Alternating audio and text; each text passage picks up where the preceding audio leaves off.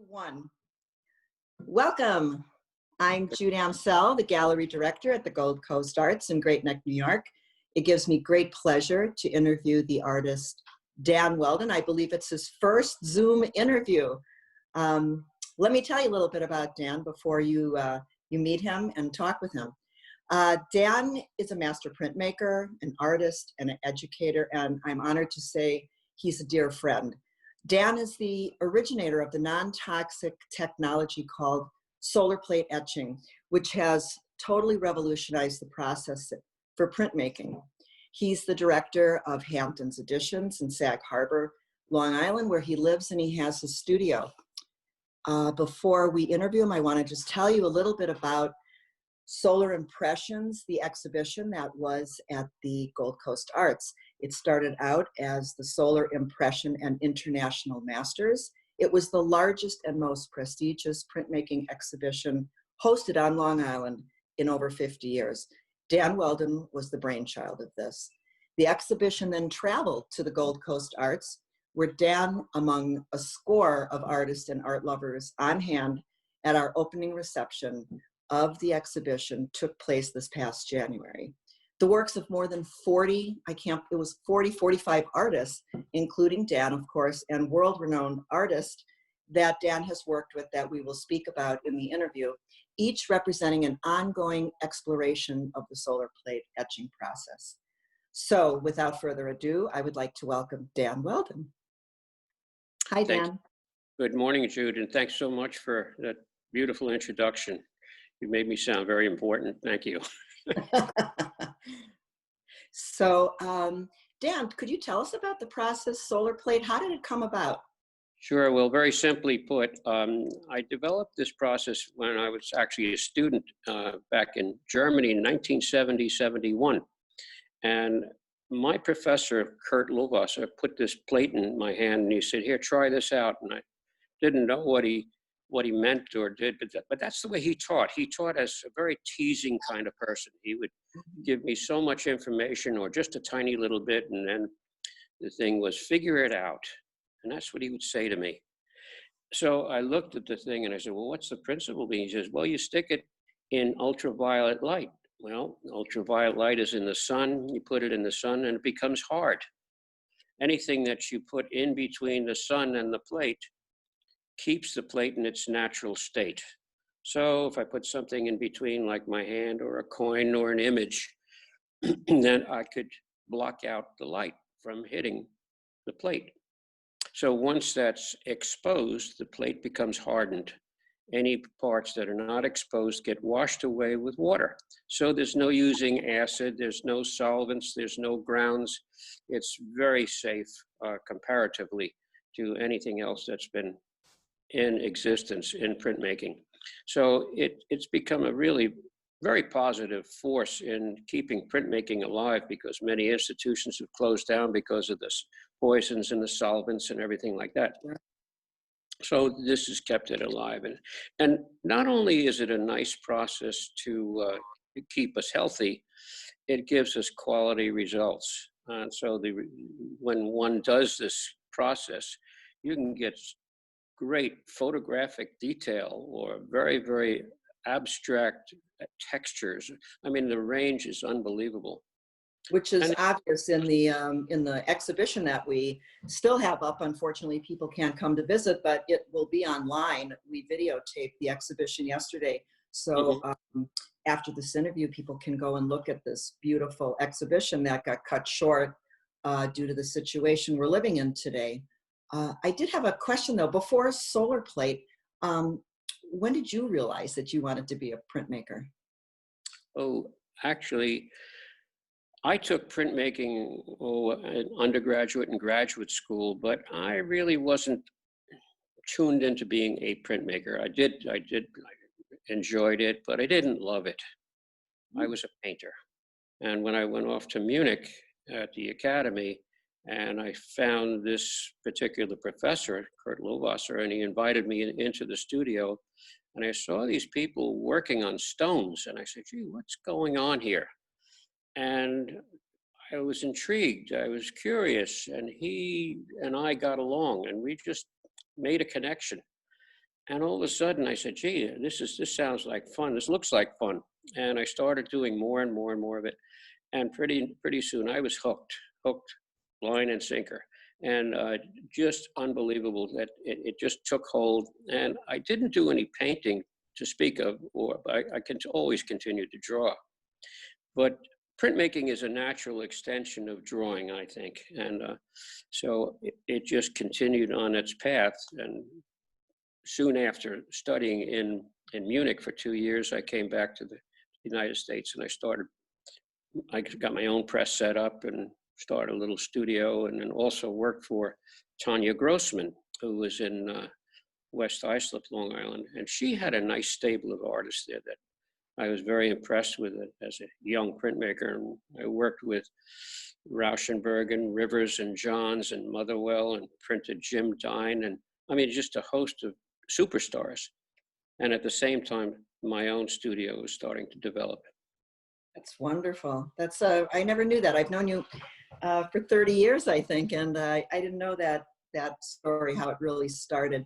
But it's interesting. I know you're such a wonderful artist and you do many different mediums.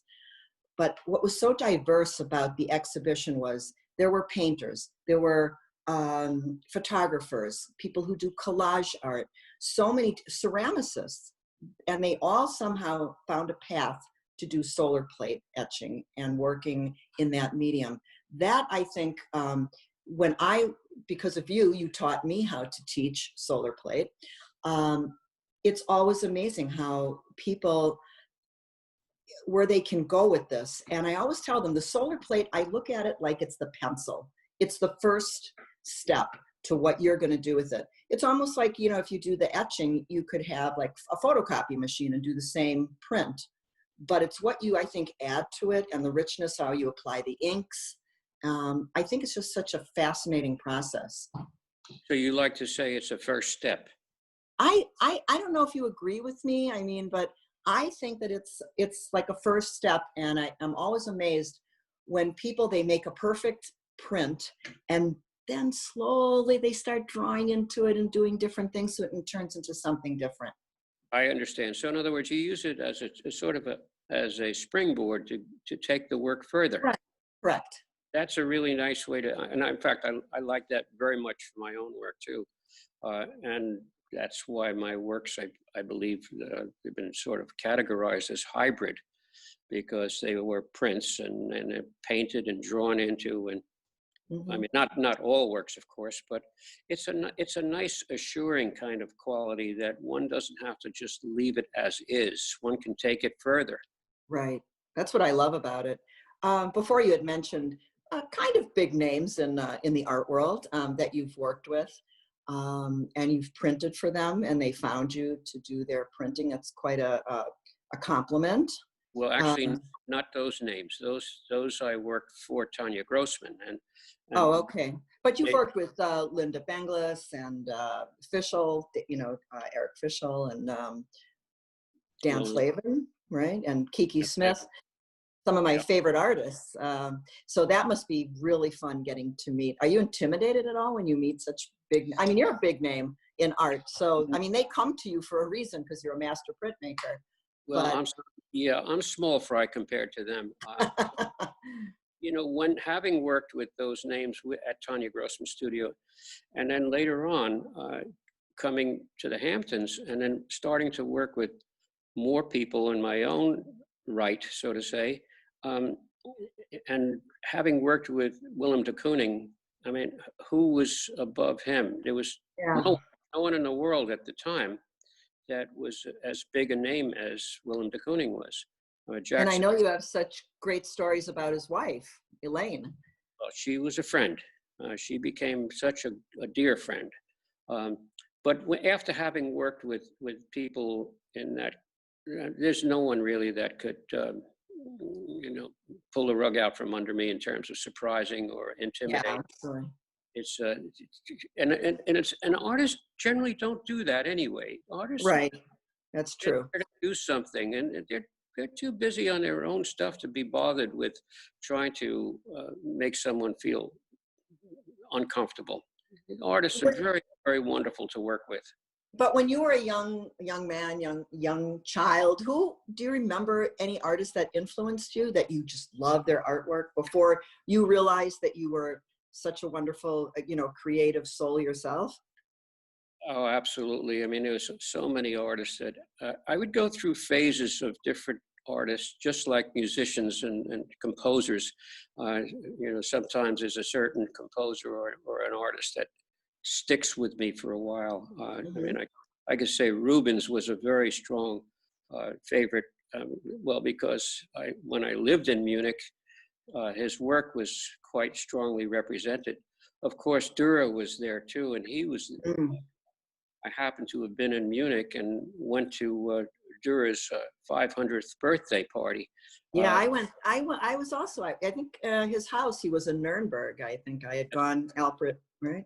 Correct. Yep. And so, I mean, in that kind of presence, in that kind of spirit, you just can't help but feel that energy when you're in that location. It's a different kind of a thing than opening up a book. Absolutely. Well, I know I can be anywhere and I'll be in an exhibition. And if there's a Dan Welden piece, I don't have to look at the signature. I know it's yours. You have a very defined style and it stands out. Thank What is your process? I know you're very spontaneous by nature, but what is your process for making your pieces? Well, that's a very interesting question, and not particularly an easy answer because the process, I have to say that I'm an experimenter as opposed to more conceptual. By that, I mean, I don't have a particular idea in mind ahead of time. I attack or approach or play with my materials.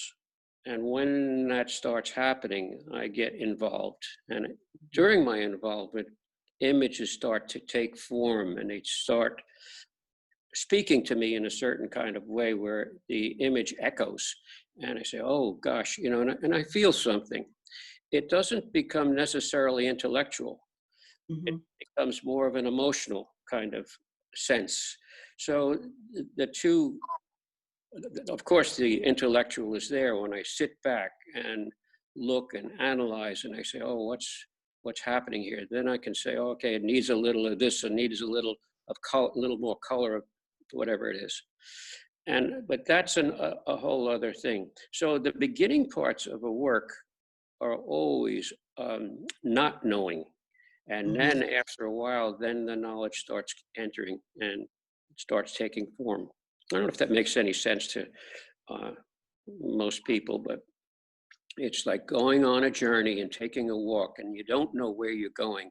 And all of a sudden, you find yourself surrounded by nature and different Hmm. things that influence you. And you look and you see and you feel what's around you, whether you're breathing the air or smelling the salt or whatever it is that's there and present. It's that moment that makes things happen for me. That's wonderful. And I know that, I mean, I've taken many classes with you, and the energy that you emit is just what you said. You are really in the moment. And I think when you're teaching, your students feel that from you, that emotion that is connected to what you're doing, the passion when you're turning the, the printing press and you're inking and your humor. And it just emits from you and that I think, the students, they connect to you on that level and you make them feel secure that they can, whatever they produce, their art, especially in the exhibition, the diversity that I saw of all those people that you worked with and what came of their artwork it just blew my mind. It was so wonderful. That's a very interesting point, and I'm glad you brought that up too, Jude, because yes, in over the 45 pieces or so in that show, and originally, and there were, oh gosh, the whole exhibition with the masters were over 200 pieces in Southampton. But one of the nice things about that, and the nice words that I heard from people, is they all knew that I was somewhat of an influence to every single one of these people, either directly or indirectly. And the work didn't resemble my work. It had Right. its, That's a big compliment. That's exactly right. I mean, there's nothing that disturbs me more is when I see people's work looking like their teachers, Right. because that puts originality aside and it Yeah. doesn't allow for self-expression. Right. Exactly. So, what else? I know that you travel a lot, and you teach solar plate all around the world. I mean, really, you are zipping around all the time. How are you coping with this new normal? I have no problems myself with it, except financial. That's been a big blow because I did rely on quite a bit. Sure. Help me out when at this particular point with all the workshops that were canceled. I lost over $35,000 just on workshops that did not happen. Yeah. A So lot of artists, they're suffering. it's the way it is. Yeah. But I'm also a very strong believer that things happen, and we're not in control of the situation at all, of course, and we can only do what we can do. But as it happened to be, I just received, in fact, I'm expecting any day to have that wonderful um, gift from the Paula Krasner Foundation, where I received a grant, which is going to help out tremendously. Great. Uh, and that's something I would encourage as many artists as possible to apply for uh, for a grant through the Paula Krasner, because that's a wonderful, wonderful helping hand for artists. I mean, they have to be somewhat established, and so that's and there's paperwork that needs to be done. But what a worthwhile situation it Oh, becomes. thank you. That's very nice for our viewers to have this information. I know a lot of artists, they check our website for these interviews, and that's very helpful. So thank you. It's a very interesting kind of a thing because the original impetus was my friend Helen Harrison, who was the director of the Paula Krasner House and Study Center, which is not part of the foundation. But Mhm. years ago, she said, apply for it. Why don't you think about that? Which I sort of put in the back of my mind and didn't do anything about it. And I guess I never had the confidence to do it. And then this last year, a couple of other people mentioned it to me. Phyllis Hammond, she was very much behind. She said, "Go for it, Dan. Why don't you just do it?" And I guess it's really what we need sometimes Yeah, is when, a push, a little push, and encouragement. you could do it. You could do it.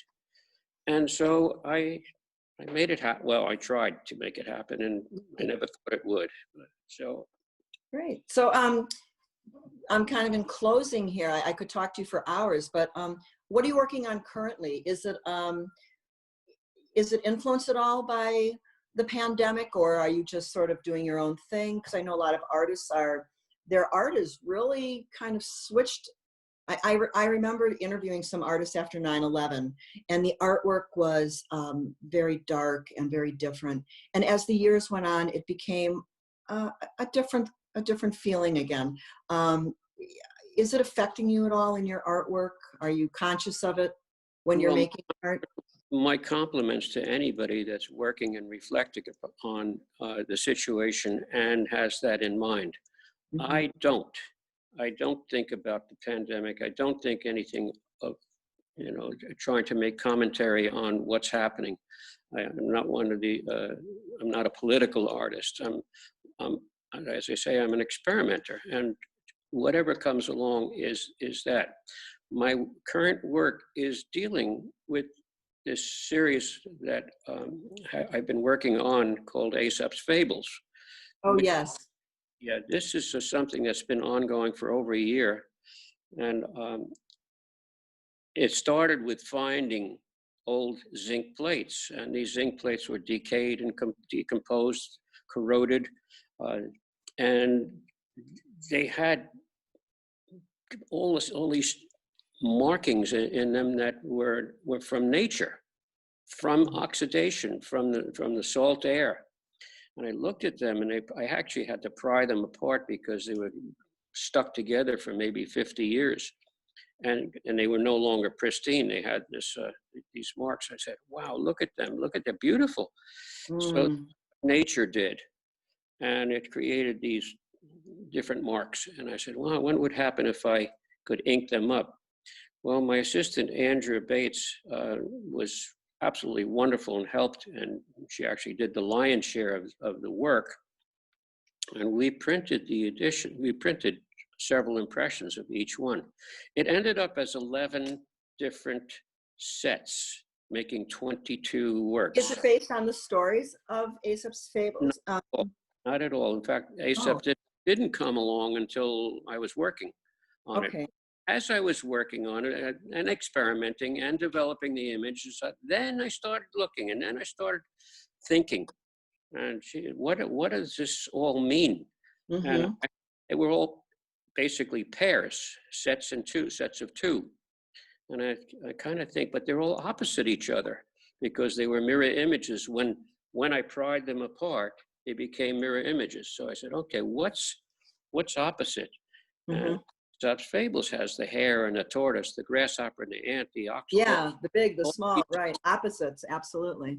So not that they were oxes and frogs and cranes and foxes or animals, and they were just names that I kind of gave as titles to what I consider to be opposites of each other.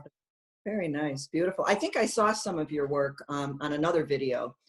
They were wonderful. They're all black and white, I believe. That's exactly right, and that's what actually got the grant for me was the Oh, series. great. The proposal was to complete the series in color. So the Aesop's Fables will have a sequel in color, and that's what the grant will help me do. That's wonderful. Yeah, as an artist myself, I definitely am being influenced by the bluer skies, the cleaner water. Um, Nature is having its moment, getting back at us, maybe, I don't know, or reminding us how precious it is, and that we should take better care of it.